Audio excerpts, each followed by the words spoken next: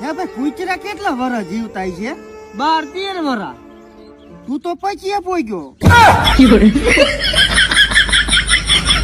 ભાઈ હમણાં એક મારા ભાઈ બને સ્ટેટસ મૂક્યું હતું કે તું મારી ઢેલ ને હું તારો મોરલો. આ દુનિયા આપણું જંગલ ને આપણે ટંકો કરીએ કેવો. હો પછી કાઈ નહીં, અચાનક મારી ભાઈબંધ ના ઘરે જવાનું થયું. 2 મણા બાંધતા હતા ભાઈ.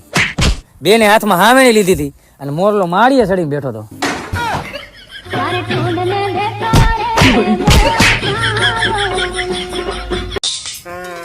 મોટા ભાઈ, આ રસ્તો ક્યાં જાય છે?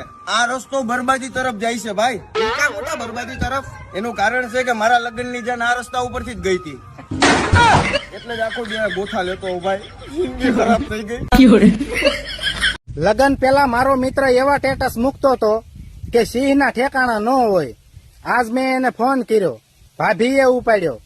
મેં કીધું સિંહ ક્યાં છે? તો ભાભી કે સિંહ તો લહણ ફોલે છે.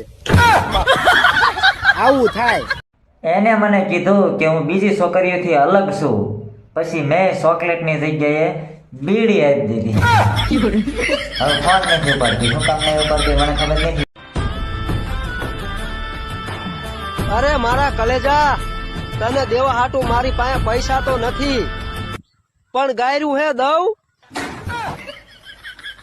વ્યાજે નહીં લઉં બાપ ના હમ.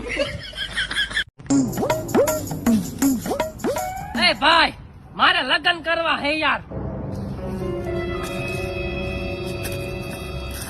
સોરી બોલ.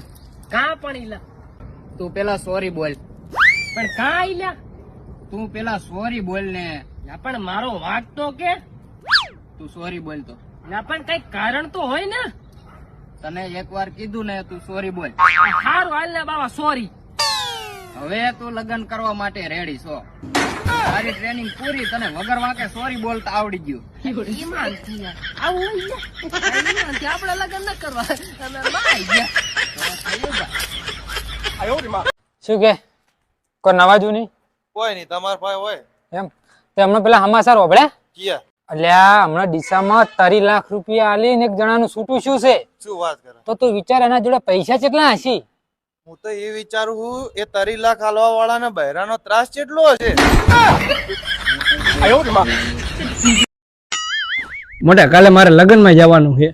આ મોટા તું ગમે ત્યાં છોકરીના લગ્ન હોય ત્યાં તું પહોંચી જ જાસ. આટલો બધો તને લગ્ન નો શું શોખ છે? અરે તને ના ખબર પડે એમાં. હા અરે ક્યાંક છોકરાને કરિયાવર ઓછું પડે અને છોકરો ના પાડીને હાલતો થઈ જાય તો કદાચ છોકરીનો બાપ એમ કે મારી ઇજ્જત રાખવા માટે તું 4 ફેરા ફરી લે તો મારો મેળ પડી જાય ને. વાંધાના આવા જ વિચાર હોય.